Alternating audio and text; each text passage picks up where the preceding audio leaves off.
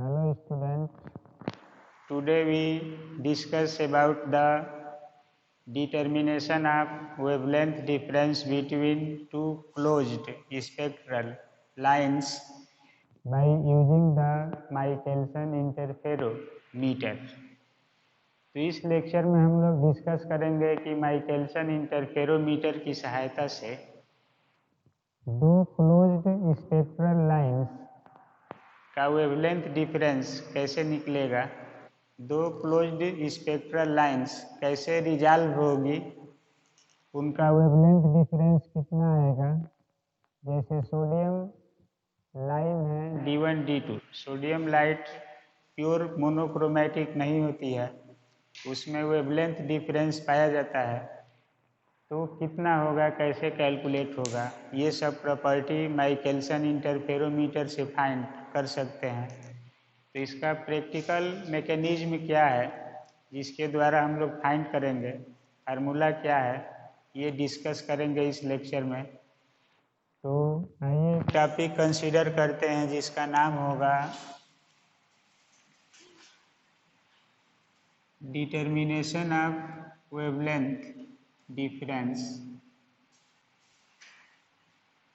Determination of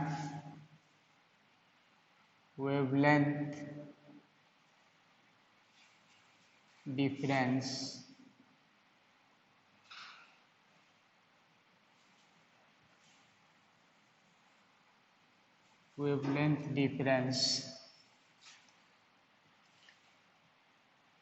by Michelson interferometer। तो इसमें जैसे पिछले लेक्चर में एक डायग्राम ऐसे शो किया गया था,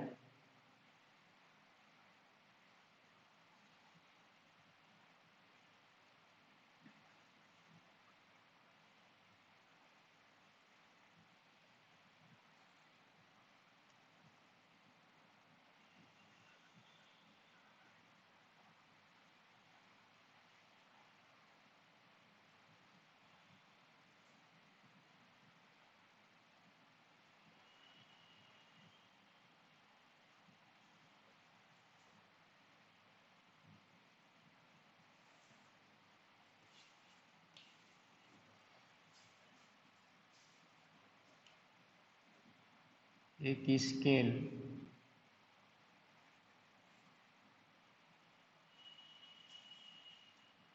इसी से ये कनेक्ट रहता है मिरर M1 और M2 डैश वर्चुअल इमेज होता है।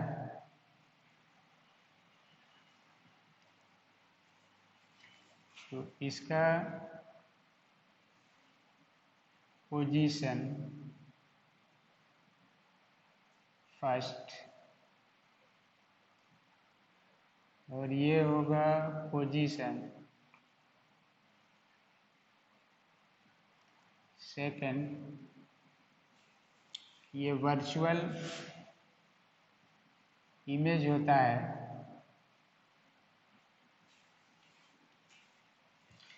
तो इसमें एक स्केल है ये जिस पर ऐसे डिवीजन बने रहते हैं।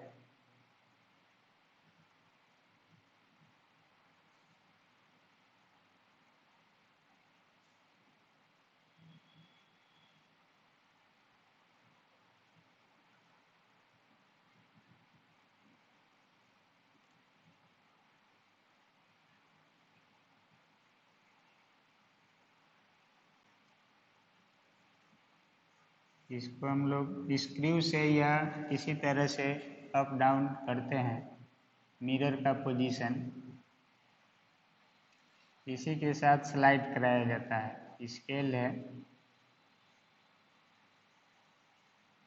इसी से ये जुड़ा रहता है किसी वायर सिस्टम से। मान लीजिए यहाँ से ये जुड़ा हुआ है, स्केल है, स्क्रू से इसको अप डाउन करते हैं। एक टेलीस्कोप होता है जिसको हम लोग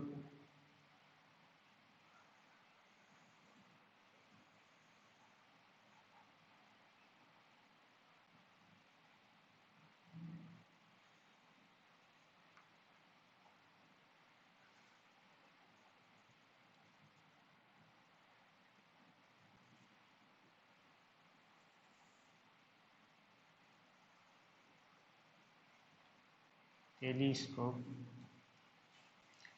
अब यहाँ पर जो लाइट सोर्स लिया जाता है माइकलसन इंटरफेरोमीटर में, सपोज कीजिए इसकी दो वेव फ्रंट है या दो वेवलेंथ निकल रही है, यहाँ से जा रही है। एक लेमडा 1 है और एक लेमडा 2 सोर्स से लाइट इस पर डाली जाएगी।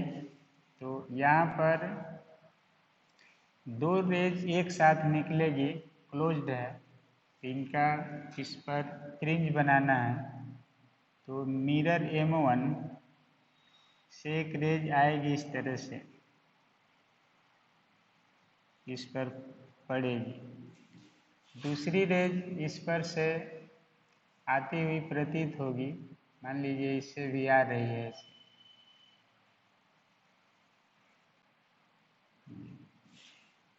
एक रेज इससे डॉटेड दिखाया जाएगा ऐसे, दूसरी इससे डॉटेड लिया जाएगा इस तरह से। दो क्लोज्ड लाइन है, इस तरह से आ रही है। तो ये लाइन कहीं सुपरपोज होगी, अपने साथ एक फ्रिंज बनाएगी। उसी तरह ये भी लाइन जो होगी कहीं सुपरपोज होगी ऐसे, तो ये फ्रिंज बनाएगी। तो यहाँ पर दोनों का फ्रिंज ऐसे बनेगा। देखिए ये हम लोग पढ़ते हैं कि कोई कन्वेक्स लेंस है, तो इसको जो रेज आउटर सोर्स से रिफ्रैक्ट होती है, यही है टेलीस्कोप में, तो ये ज़्यादा बेंड होती है। और जो रेज प्रिंसिपल एक्सिस के पास से गुजरती है वो कम बेंड होती है। तो ये फ्रिंज दो जगह पर बनाएगी, ये समझना है ऐसे। मान लीजिए ये रेज जा रही है ऐसे, फिर आ रही है, ये भी जा रही है और रिटर्न हो रही है, ये भी जा रही है इस तरह से रिटर्न हो रही है। ऑब्जर्वर है, तो इसको हम लोग मान लें कि लेमडा 2 है और ये लेमडा 1। तो जो डॉटेड फ्रिंज बनेगी यहाँ पर, इसको हम लोग कहेंगे फ्रिंज ऑफ लेमडा 2। और ये जो सॉलिड लाइन है इसको कहेंगे फ्रिंज ऑफ लेमडा 1। दोनों फ्रिंज सेपरेट पोजीशन पर बनेगी। तो माइकलसन इंटरफेरोमीटर में दोनों का पोजीशन सेपरेट बनेगा। ये पोजीशन है, सपोज कीजिए दोनों के बीच का जो डिफरेंस लिया जाता है, कल पिछले लेक्चर में डिफाइन हुआ था, ये डी कितना मूव करेगा, ये यहाँ से लेकर के यहाँ तक टर्न करेगा। तो ये स्केल है, इस स्केल से पोजीशन मेजर करते हैं। और ये स्क्रू है, स्लाइड करते हैं पोजीशन ऑफ मिरर M1 को ऊपर ले जाते हैं। ये स्केल स्थिर रहता है, इसी पर ऊपर नीचे सरकाते हैं इसको। तो ये रीडिंग लेने के लिए प्रिंसिपल है। और यहाँ पर जो भी लाइट लिया गया है वेवलेंथ डिफरेंस हम लोगों का जो यहाँ से मिलेगा, लेमडा 1 और लेमडा 2 डेल्टा लेमडा, तो इसी को फाइंड करना है। यहाँ पर यही टारगेट होगा कि कितना के इक्वल होगा wavelength difference. Two close line है, ऐसे सिंगल लाइन का पेयर हो रही है लेकिन उसके बीच में सेपरेशन है, कुछ डिफरेंसेज है। तो ये कैसे रिजॉल्व होगी, कैसे अलग अलग फ्रिंज बनाएगी और इनका वेवलेंथ डिफरेंस कैसे काउंट होगा, ये इस टॉपिक का टारगेट है। तो इसको हम लोग एक्सप्लेन करेंगे।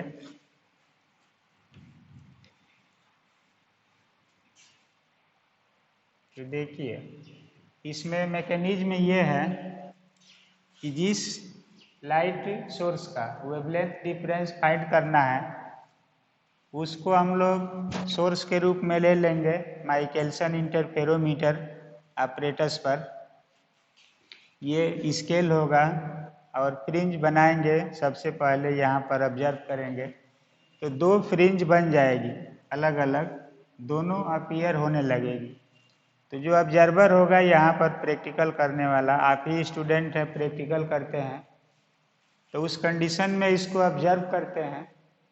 तो ऑब्जर्वेशन जो होगा आपका क्या होगा, कैसे रीडिंग लेंगे, क्या करेंगे, तो देखिए जो ऑब्जर्वर होता है इस तरह की लाइट सोर्स इमिट आउट करने के बाद फर्स्ट रीडिंग लेने का प्रयास करता है। तो फर्स्ट रीडिंग में वो यही करता है कि दोनों फ्रिंज को M1 को स्लाइड करा करा करके ऐसे पोजीशन पर किया जाता है कि दोनों की फ्रिंज कोइंसाइड कर जाए, मतलब एक ही पोजीशन पर आ जाए, दोनों कोइंसाइड कर जाए। तो जब दोनों फ्रिंज कोइंसाइड कर जाती है तो उस कंडीशन में पोजीशन जो होता है मिरर M1 का काउंट कर लेते हैं कि किस पोजीशन पर ये कोइंसाइड कर रही है। मान लीजिए इस पोजीशन पर कोइंसाइड कर गई दोनों,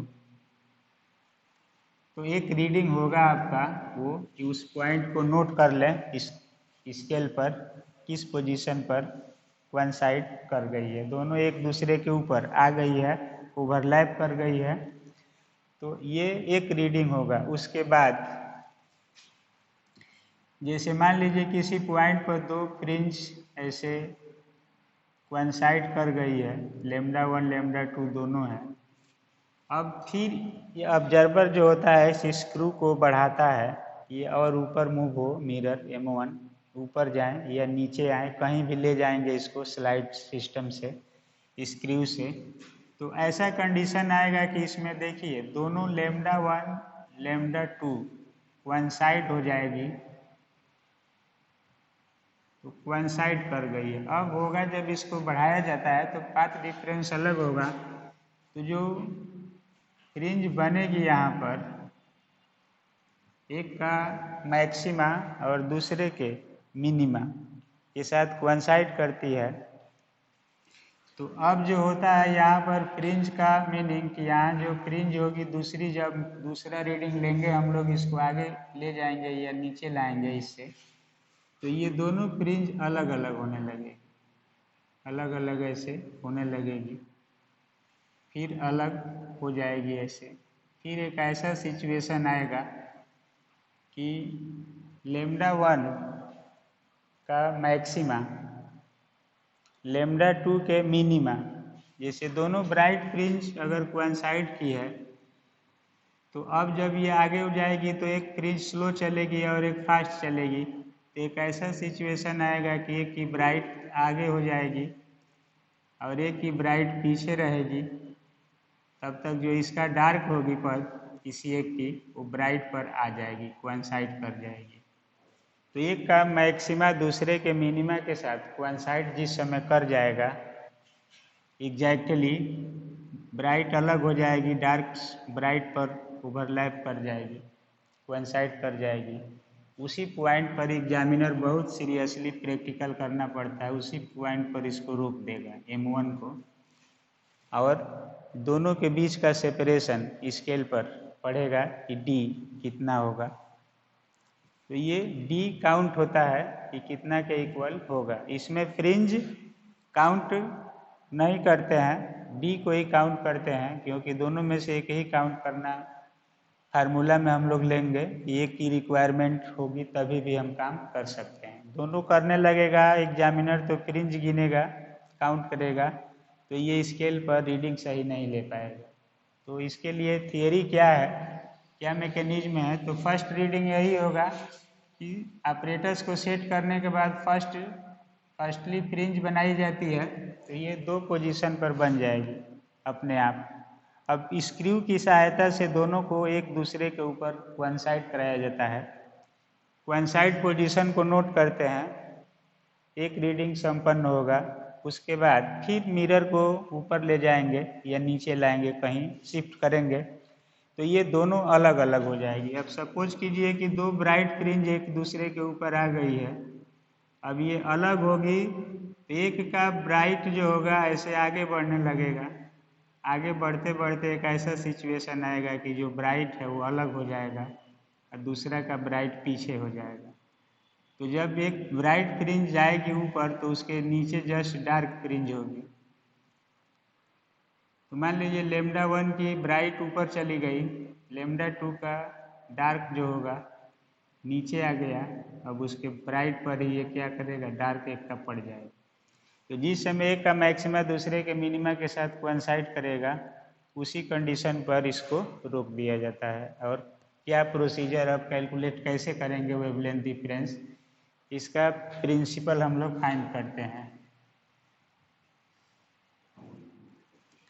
देखिए इसमें ये होगा during experiment, during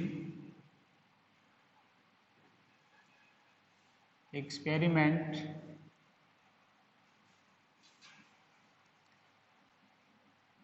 we applied sodium, मान लीजिए सोडियम है, sodium light source, light source जिसमें दो लाइन्स होती है, एक को D1 लाइन कहा जाता है, D2 लाइन्स मिलती है, दो वेवलेंथ मिलता है उसमें। तो सोडियम लाइट सोर्स का यूज करते हैं। सोडियम लाइट सोर्स को हम लोग अप्लाई करेंगे and try to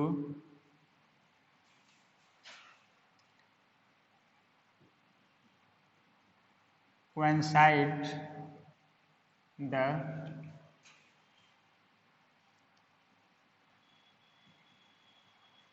maxima of lambda 1 lambda 2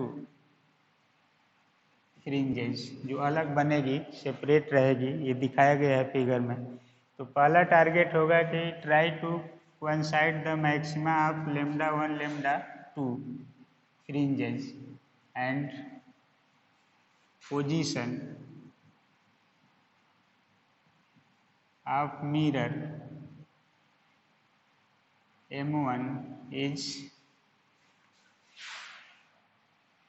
position of mirror M1 is counted on the scale, scale पर पोजीशन को काउंट कर लेंगे कितना पोजीशन पर है। तो ये फर्स्ट रीडिंग होगा आपका।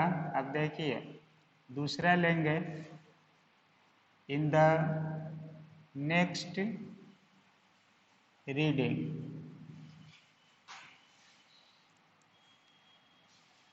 Mirror M1 is again slide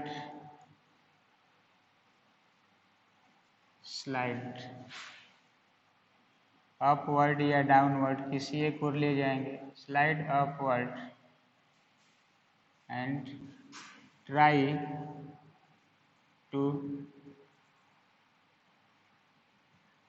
coincide the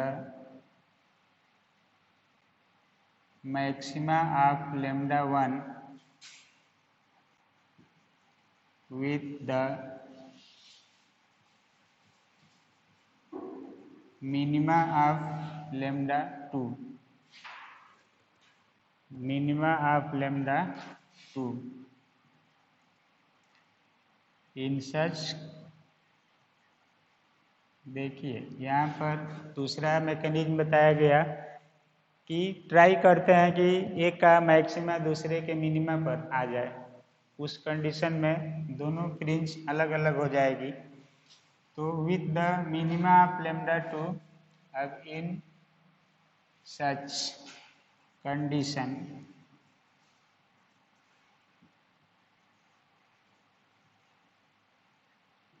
position of M1 is also counted on the scale. Counted on the scale, तो इसमें हम लोग एक इसके पोजीशन को काउंट करेंगे किसके इक्वल होगा। अब यहाँ से स्केल जो बना है, दो पोजीशन यहाँ लिया गया, दोनों के बीच का डिफरेंस डी लिया जाता है किस पोजीशन पर है। अब देखिए दोनों रीडिंग जब यहाँ पर एग्जिस्ट करेगी, जिस पॉइंट पर एग्जिस्ट करेगी, तो दोनों का जो मिरर पोजीशन होगा यहाँ पर दोनों को अनसाइड की है, फिर यहाँ पर जाकर दोनों को अनसाइड करेगी, लेकिन उस समय एक का मैक्सिमा रहेगा तो एक का मिनिमा रहेगा। तो यहाँ कंडीशन हम लोग यूज करेंगे इसमें। नाउ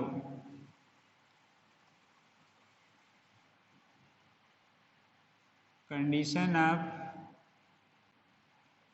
मैक्सिमा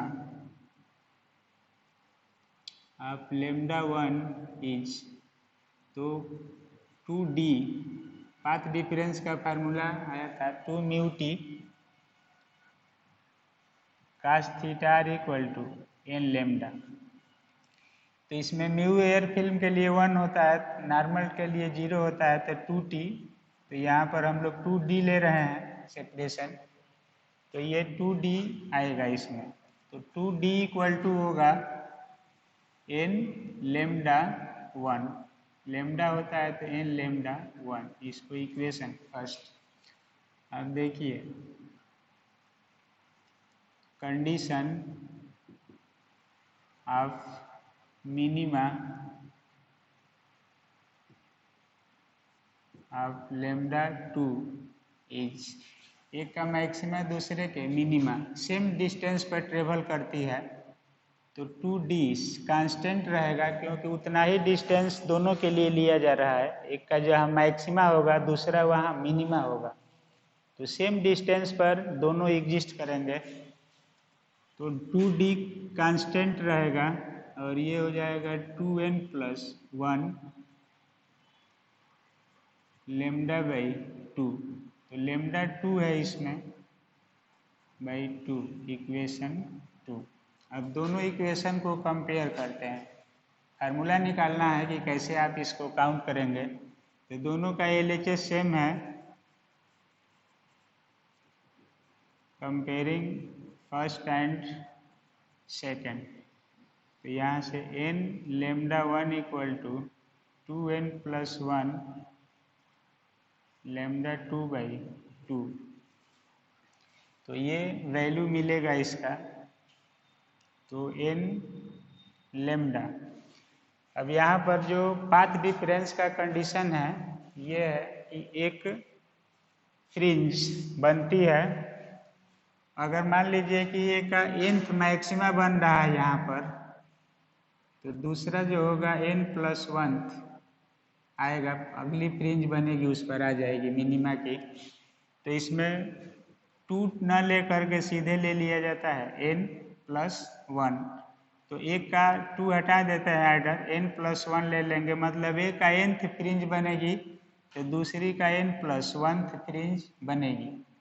अब हम लोग यहाँ पर ये कंडीशन यूज करेंगे तो ये आएगा, देखिए n प्लस 1th बनेगी और यहाँ भी n प्लस 1th ये आएगा, तो इसको सॉल्व करते हैं हम लोग, तो n lambda 1 equal to n lambda 2 by 2, तो इस 2 के कंडीशन को भी हम लोग यहाँ पर अब हटा देंगे, मैक्सिमा मिनिमा कंडीशन के लिए ले लेंगे, जब इस 2 को हटा रहे हैं तो ये 2 को यहाँ से केवल n फ्रिंज बनेगी ब्राइट, तो n प्लस 1 आ जाएगी डार्क लेमडा 2 की, तो इतना हो जाएगा प्लस लेमडा 2। अब इसको इधर ला देंगे तो n कॉमन हो जाएगा, lambda 1 minus lambda 2 equal to lambda 2, तो यहाँ से n की वैल्यू निकालेंगे lambda 2 upon lambda 1 minus lambda 2, equation third. तो यहाँ पर दो कंडीशन है, एक का nth मैक्सिमा दूसरे के n+1 मिनिमा के साथ कोइंसाइड कर रहा है। तो देखिए यहाँ पर इस n को इस इक्वेशन 3 के n द्वारा रिप्लेस कर दिया जाए तो ये होगा यूजिंग 3 in 1, तो ये होगा 2d इक्वल टू n के स्थान पर लिख देंगे λ2 λ1 माइनस λ2 इंटू λ1। तो यहाँ से मिलेगा 2d इक्वल टू λ1 λ2 और λ1 माइनस λ2। यहाँ से λ1 minus λ2 equal to λ1 λ2 upon 2d। अब इसको वेवलेंथ डिफरेंस कहते हैं डेल्टा लैम्डा, λ1 λ2 अपन 2d। तो ये इक्वेशन 4, इसको भी मान सकते हैं डिफरेंस है, वेवलेंथ डिफरेंस।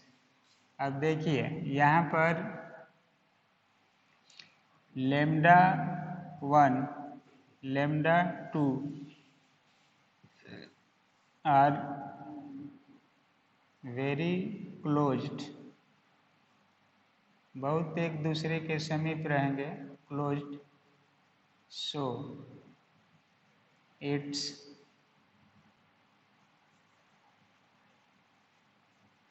जियोमेट्रिक मीन या औसत mean is taken as average, इसको कहते हैं मीन। तो जब दो क्वांटिटी होती है, दोनों ओवरलैप करे, अनसर्टेन है, तो एक रास्ता है कि हम दोनों का एवरेज निकाल लेते हैं कि कितना होगा अपन 2। तो ये सिंपल एवरेज होता है। लेकिन जब दो क्वांटिटी बहुत क्लोज हो, बहुत एक दूसरे के समीप हो, तो उस समय हम लोग जियोमेट्रिक मीन पढ़ते हैं, GM इक्वल टू √AB। तो ये दो क्लोज क्वांटिटी है, मान लीजिए λ1 λ2, तो इसको ऐसे लिखा जाएगा। जियोमेट्रिक मीन का मतलब है कि λ1 λ2 इक्वल टू मान ले λ0 या λ1 λ2 इक्वल टू λ0 का स्क्वायर। तो जियोमेट्रिक मीन ले लेते हैं इसका और इसे सॉल्व करते हैं तो ये टर्म मिलेगा। अब इक्वेशन 5 को 4 में रख देंगे, एक स्टैंडर्ड फार्मूला बनता है। देखिए वो स्टैंडर्ड फार्मूला यही बनेगा,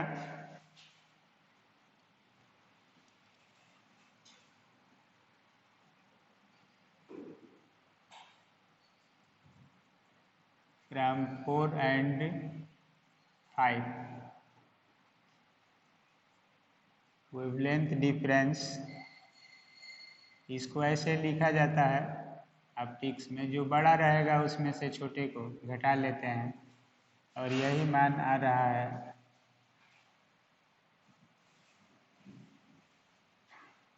λ1 λ2/2d। या इसको लिखते हैं लैम्डा एवरेज वैल्यू है 2d। तो इस फार्मूला से फाइंड करते हैं वेवलेंथ डिफरेंस कितना होगा।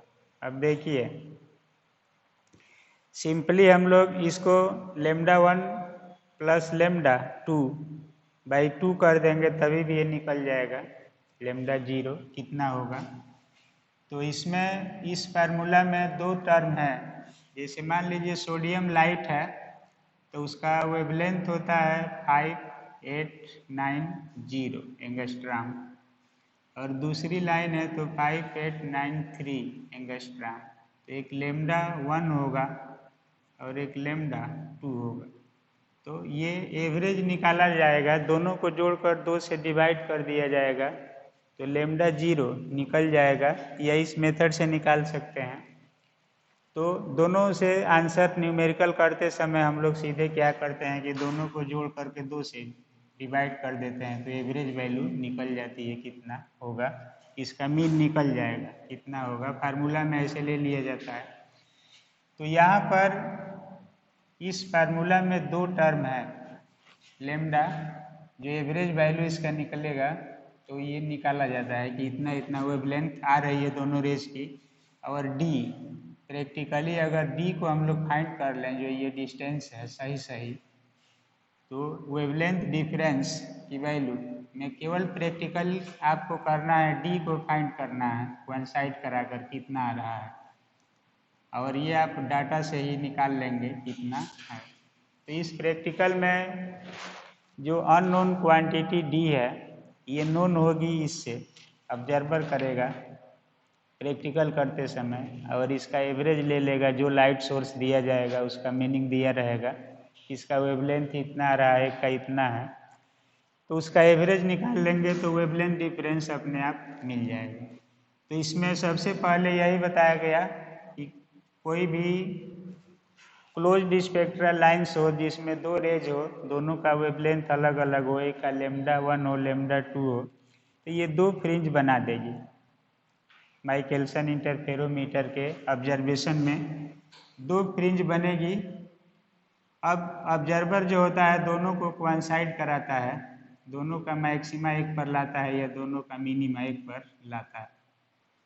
तो जिस समय M1 किसी न किसी पोजीशन पर होगा, जब ये कोइंसाइड करेगी तो उसी को काउंट करते हैं। फर्स्ट पोजीशन मान लीजिए x1 पर है, सेकेंड पोजीशन x2 पर चला गया, जब दूसरा बार कोइंसाइड कराएंगे तो एक का nth maxima of λ1 is coincide with the n+1th minima of λ2। तो एक का nth मैक्सिमा लिया गया है और एक का n+1 मिनिमा, क्योंकि जब दोनों कोइंसाइड करेगी तो उस समय nth होगा। अब एक धीरे धीरे चल रही है और एक फास्ट चल रही है ऐसे, तो ऐसा समय आएगा कि जब एक का nth होगा तो जब ये क्रॉस करेगी उसको तो दूसरे का होगा n+1 मिनिमा, तो वही लिया गया है n+1। और इसकी सहायता से जो फार्मूला बनेगा वो ये बनेगा। इसमें यही रिक्वायरमेंट दिखा रहा है ये फार्मूला कि अगर हमको डी पता हो जाए तो हम काउंट करेंगे किसको, वेवलेंथ डिफरेंस लेमडा। तो वेवलेंथ डिफरेंस को फाइंड करने के लिए ये फार्मूला होगा हम लोगों का। तो इसमें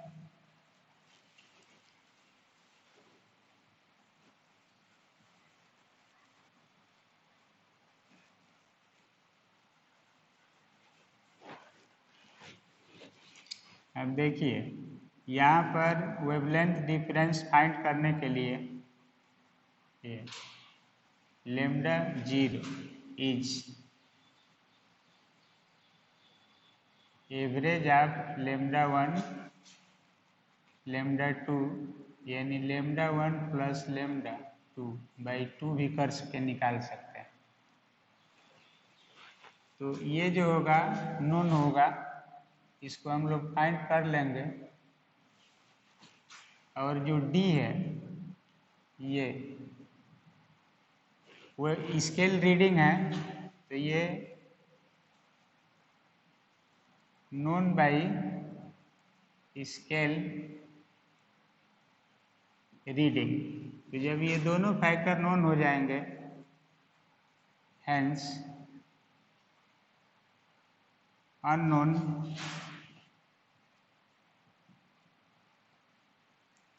wavelength difference delta lambda equal to λ1, जो बड़ा होता माइनस में नहीं आएगा, लेंथ है, इज प्रैक्टिकली फाइंड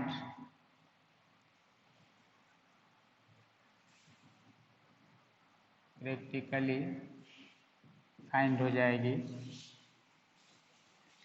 तो इस मेथड से हम लोग वेवलेंथ डिफरेंस को फाइंड कर सकते हैं कितना इक्वल होगा। वेवलेंथ डिफरेंस कैसे काउंट होगा, तो इसका मैकेनिज्म बताया गया, वेवलेंथ डिफरेंस। ये सभी प्रैक्टिकल फेनामेना में आप पढ़ा जाता है ऑप्टिक्स को। तो प्रैक्टिकली कैसे डिटरमाइन होंगे, उनका मैकेनिज्म क्या होगा, कितनी रीडिंग होगी, फार्मूला क्या होगा, ये सब हम लोग काउंट करते हैं। तो इस थियरी में जो रिक्वायरमेंट था कि क्या क्या हमको सर्च करना होगा, मेजर करना होगा, तो हमारा वेवलेंथ डिफरेंस काउंट हो जाएगा। तो इसको इस रूप में एक्सप्लेन किया जाता है। अब एक क्वेश्चन न्यूमेरिकल भी आते हैं, लेते हैं इसमें। देखिए, जैसे मान लीजिए ले लिया जाए कि इफ 2 wavelengths, 2 wavelengths और मान लीजिए कि 4, 5, 5, 0 angstrom, 4, 3, 0, 0 angstrom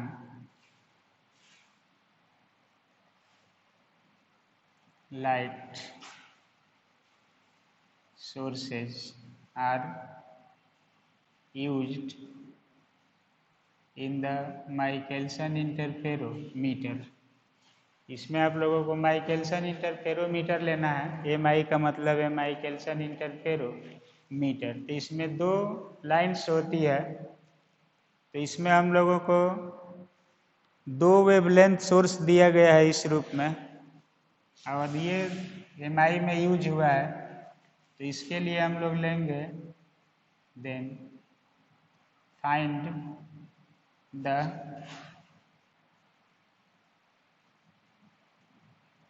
separation, find the separation of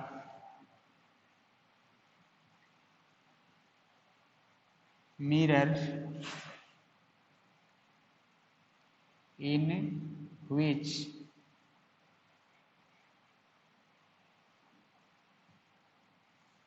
fringes are disappear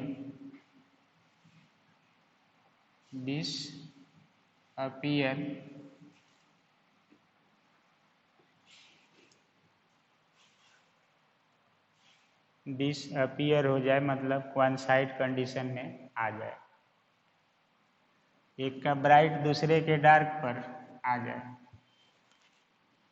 एक का मैक्सिमा दूसरे के मिनिमा पर आ जाएगी, तो फ्रिंज डिसअपियर होने लगेगी। तो डिस्टेंस फाइंड करना है, कितना डिस्टेंस मूव करना पड़ेगा, सेपरेट करना पड़ेगा पोजीशन ऑफ मिरर M1।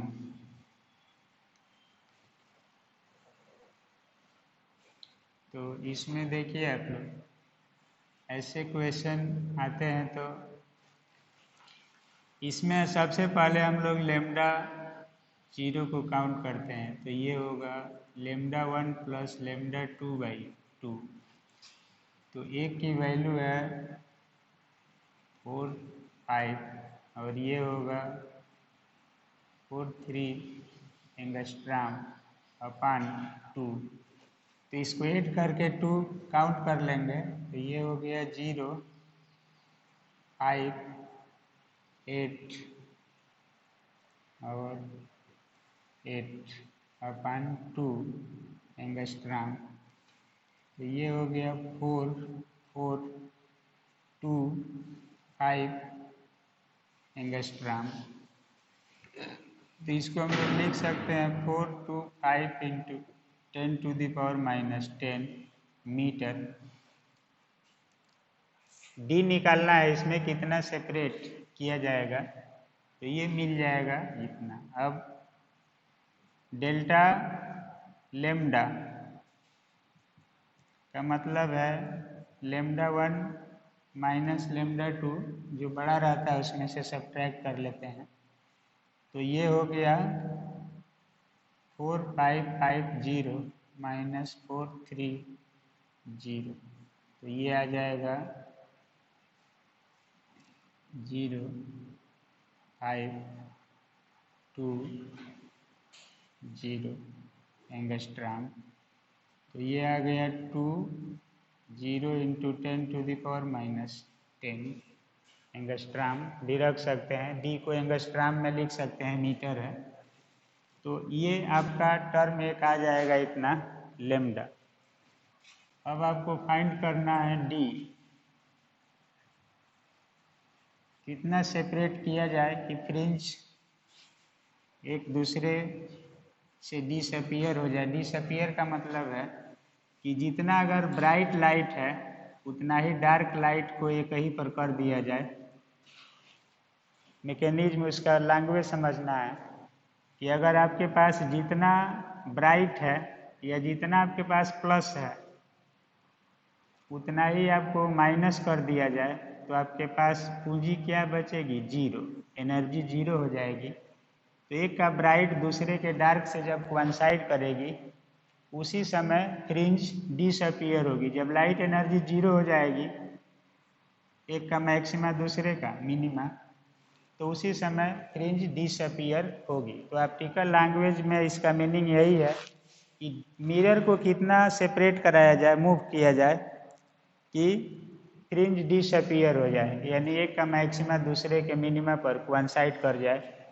तो इससे आप क्या करेंगे? तो यहाँ पर डी, अब हमारा फार्मूला है delta lambda equal to square, और ये होता है 2D। तो डी सेपरेशन है स्क्वायर अपॉन 2 डेल्टा लेमडा। अब इसका एवरेज वैल्यू निकला है ये 4425 का स्क्वायर है, तो इसका इंटू 10⁻⁻10 का स्क्वायर अपॉन 2 इंटू डेल्टा की वैल्यू है 5 इंटू 10⁻⁻10। अब ये जो कुछ भी आएगा मीटर में आएगा, ये मीटर स्क्वायर होगा, ये मीटर होगा, तो एक मीटर कैंसिल होगा, तो ये मीटर में आएगा आपका आंसर। अब इसी को सिंप्लीफाई कर देते हैं कि किसके इक्वल होगा। तो इसको आप किसी भी मेथड से सॉल्व करेंगे तो ये पावर का स्क्वायर एक कैंसिल हो जाएगा। अब ये हो गया 4425 अपॉन 500, यहाँ पर पावर बचा है 10⁻10। अब इसको आप सॉल्व कर देंगे तो 4425 इंटू 10⁻⁻12 ये ऊपर जाएगा, तो इतना होगा अपॉन 5, तो ये होगा 8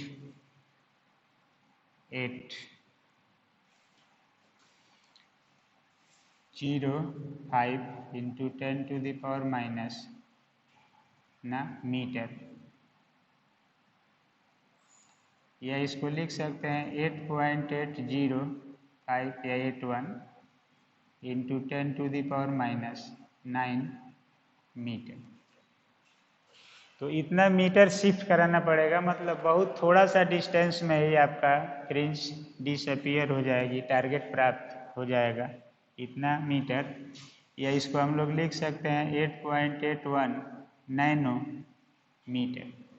तो आप इसको ऐसे सॉल्व करेंगे। कहने का मीनिंग है इस पर न्यूमेरिकल भी एग्जाम में पूछे जाते हैं, तो आप इसको कैसे कंसीडर करेंगे, इसका लैंग्वेज का मीनिंग क्या होगा, तो इस रूप से सॉल्व करते हैं तो ये सलूशन मिल जाएगा। और भी आप इस पर क्वेश्चन देख सकते हैं, कर सकते हैं। अब एक आइडिया बताया गया कि कैसे इसको काउंट करना है। तो माइकलसन इंटरफेरोमीटर, अब तक हम लोग डिस्कस किए कि माइकलसन इंटरफेरोमीटर है क्या, क्या हम लोगों की हेल्प करता है, कैसे बना है, उसके ऑपरेटर्स बनाने में किन किन एलिमेंट का यूज किया गया है, और उसका वर्किंग मैकेनिज्म क्या है, कैसे हम रीडिंग लेंगे, कैसे फ्रिंज को देखेंगे, ये सब प्रॉपर्टीज है, ये फाइंड किया गया। उसके बाद मैक्सिमा मिनिमा का कंडीशन क्या है ये देखा गया। फ्रिंज कब सर्कुलर बनेगी, कब जो है कर्व शेप में बनेगी, ये बताया गया। M1 M2 मिरर का पोजीशन परपेंडिकुलर होना चाहिए, नहीं होता है तो क्या होगा, ये बताया गया। इसमें रिटार्डेड प्लेट क्या है P2, P1 को 45 डिग्री पर क्यों रखा गया, ये बताया गया।